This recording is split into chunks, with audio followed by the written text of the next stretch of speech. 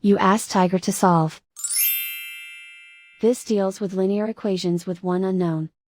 The final result is x equals 12 over 5.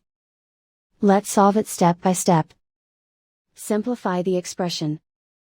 Group like terms.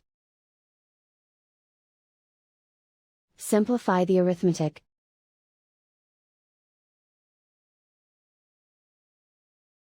Group all y terms on the left side of the equation. Subtract 6x from both sides. Group like terms. Simplify the arithmetic. Group like terms. Simplify the arithmetic.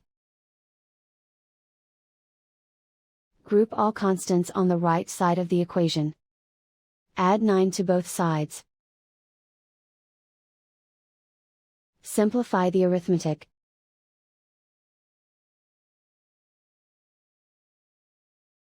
Isolate the y. Divide both sides by 5.